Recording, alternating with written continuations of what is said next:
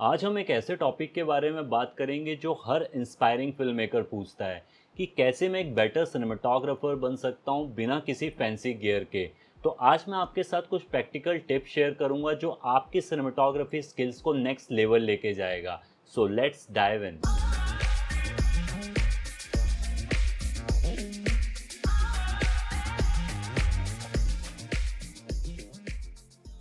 Welcome back guys, my name is Vikrant Thakur and I work as a cinematographer. Cinematography का मतलब सिर्फ beautiful images capture करना नहीं होता। एक अच्छी सिनेमाटोग्राफी की शुरुआत होती है एक अच्छी कहानी से। सो फर्स्ट स्टेप है स्टोरी के कोर को समझो। स्टोरी सिनेमाटोग्राफी की बैकबोन है, इसीलिए स्टोरी की कोर को समझना सिनेमाटोग्राफर के लिए बहुत ज़रूरी है ताकि विजुअल इम्पैक्टफुल और इंगेजिंग बन सकें। सबसे पहले स्टोरी के सेंट्रल थीम को समझो। इसे इजी वे में समझे तो सेंट्रल थीम स्टोरी का हार्ट होता है, एक ऐसा थॉट जो स्टोरी को कनेक्ट करके रखता है। इसको हम फिल्म के एग्जाम्पल के साथ समझे तो लाला लैंड, जिसमें सेंट्रल थीम है love and relationship. Parasite film में society and politics. And Zindagi Na Milegi Dobara में friendship and living the life to the fullest. इसके बाद आता है स्टोरी के इमोशन और मेन कैरेक्टर्स को आइडेंटिफाई करना। ज़िंदगी ना मिलेगी दोबारा सेल्फ डिस्कवरी और अपने डर का सामना करने के इमोशंस को एक्सप्लोर करती है, जिसमें तीन दोस्त एक रोड ट्रिप पे जाते हैं और अपने पर्सनल स्ट्रगल्स का सामना करते हैं। अर्जुन अपनी ज़िंदगी को काम के अलावा एंजॉय करना सीखता है। कबीर कमिटमेंट के डर का सामना करता है और इमरान अपने इमोशनल बैगेज को डील करता है। फिल्म में प्यार को भी दिखाया गया है, जहां अर्जुन और लैला की बॉन्डिंग बढ़ती है और ये ज़िंदगी को पूरी तरह जीने और पास्ट के डर को छोड़ने की इम्पोर्टेंस को दिखाता है। स्टोरी के कोर को समझकर आप स्टोरी का विजुअल टोन सेट कर सकते हो, जैसे स्टोरी लाइट हार्टेड है, डार्क और मूडी, या इनके बीच का कुछ। इन एलिमेंट को समझकर आप विजुअल डिसीजन ले सकते हो, जैसे colour palette, lighting, camera angle and movement, जो स्टोरी के एसेंस को बेस्ट रिप्रेजेंट करें। सेकंड टिप है मास्टर योर कॉम्पोजिशन। सिनेमाटोग्राफी में कॉम्पोजिशन को मास्टर करना बहुत ज़रूरी है, जिससे आप अपने विजुअल से एक अच्छी स्टोरी कह सको।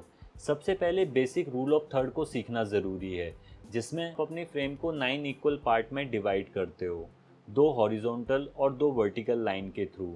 अपने इम्पॉर्टेंट एलिमेंट्स को इन लाइंस या इंटरसेक्टिंग पे रखना कॉम्पोजिशन को बैलेंस करता है। लीडिंग लाइन जैसे रास्ते या वॉल व्यूअर्स की नज़र को आपके सब्जेक्ट तक गाइड करती है, जिससे डेप्थ और फोकस ऐड होता है। और सिमेट्री के यूज़ से विजुअल हार्मनी क्रिएट होती है, लेकिन असिमेट्री टेंशन भी क्रिएट करती है। इसीलिए इन एलिमेंट्स का बैलेंस करना ज़रूरी है। आप सब्जेक्ट को नेचुरल एलिमेंट जैसे डोर या विंडो के थ्रू फ्रेम करके आप अटेंशन को डायरेक्ट कर सकते हो। जैसे जैसे आप इन बेसिक कॉम्पोजिशंस को मास्टर करते जाते हो, आप गोल्डन रेशियो, हारमोनियस ट्रायंगल जैसे एडवांस कॉम्पोजिशंस को भी यूज़ कर सकते हो। ये रूल समझना ज़रूरी है, बट लेकिन क्रिएटिव इफेक्ट के लिए इन्हें कभी कभी तोड़ना भी ज़रूरी होता है।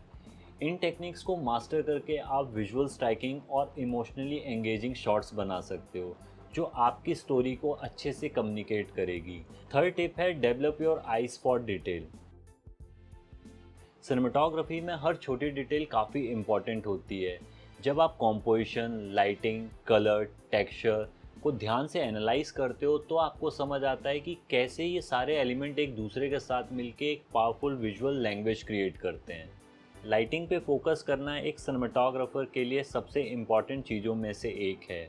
सबसे पहले नेचुरल लाइट को ऑब्जर्व करो, कैसे ये मॉर्निंग, इवनिंग और दिन के अलग अलग टाइम पे चेंज होती है और हमारे सराउंडिंग को कैसे इम्पैक्ट डालती है, जिससे आपको समझ आएगा कैसे लाइट और शैडोज़ का बैलेंस इमोशंस को एम्पलीफाई करता है।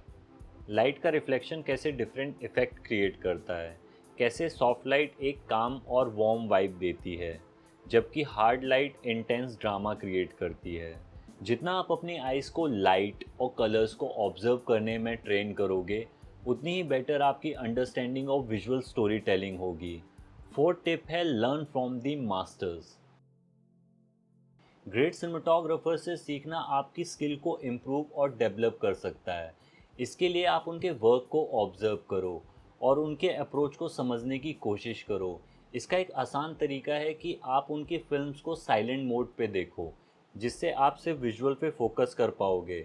जब आप डायलॉग और साउंड को इग्नोर करते हो तो आपका अटेंशन शॉट कॉम्पोजिशन, लाइटिंग और कैमरा मूवमेंट पर होता है, जो आपको विजुअल स्टोरी टेलिंग की डीपर अंडरस्टैंडिंग देता है। जो भी सीन आपको इंटरेस्टिंग लगता है उसका ब्रेक डाउन करो। कैसे सिनेमाटोग्राफर ने लाइटिंग, कैमरा एंगल और फ्रेमिंग का यूज़ किया है। ये ब्रेकडाउन आपको विजुअल एलिमेंट के बीच के रिलेशनशिप को समझने में हेल्प करेगा और दिखाएगा कि किस तरीके से एक शॉट का डिज़ाइन स्टोरी और इमोशन को इन्हेंस करता है। Still from beautiful films, film grab, eye candy, ये कुछ वेबसाइट हैं जहां आपको अपनी फेवरेट फिल्म्स के स्क्रीन ग्रैब इजीली मिल जाएंगे। अपने फेवरेट शॉट्स को डाउनलोड करके एक शॉर्ट लाइब्रेरी बनाओ। जब आपको विजुअल इंस्पिरेशन की ज़रूरत हो तो आप इस शॉर्ट लाइब्रेरी का रेफरेंस ले सको, जो आपको यूनिक और क्रिएटिव शॉट प्लान करने में हेल्प करेगा। फिफ्थ टिप है focus on practice not perfection. Cinematography में परफेक्शन के पीछे भागने से ज़्यादा ज़रूरी है प्रैक्टिस पे फोकस करना। जब आप रेगुलर प्रैक्टिस करते हो तो आप अपनी स्किल को नेचुरली शार्प करते हो, चाहे आपके पास आइडियल कंडीशन हो या नहीं। ये प्रैक्टिस आप अपने सेल फोन से भी कर सकते हो, जिसमें आपको बस अपने फ़ोन में black magic camera app download करनी है।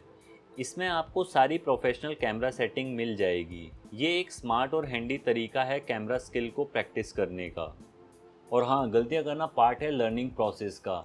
आप उन गलतियों से सीखते हो और अपने अप्रोच को इम्प्रूव करते हो, और धीरे धीरे आपका एक अपना यूनिक स्टाइल डेवलप होता है। याद रखिए, परफेक्शन कभी नहीं आता, लेकिन प्रैक्टिस से अपने क्राफ्ट को बेटर बनाया जा सकता है। जब आप स्टोरी के कोर को समझते हो, कॉम्पोजिशंस को मास्टर करते हो और लाइटिंग को इंटेंशनली यूज़ करते हो, तो समझ लेना कि आपकी एक अपनी विजुअल लैंग्वेज डेवलप हो रही है। और याद रखना, परफेक्शन गोल नहीं है, प्रोग्रेस है। अगर आपको ये टिप्स अच्छी लगी हो तो इसे लाइक, शेयर, सब्सक्राइब करना ना भूलें। मिलता हूँ आपसे नेक्स्ट वीडियो में। तब तक के लिए आप अपनी स्किल्स को डेवलप करते रहिए। Bye bye, see you next time.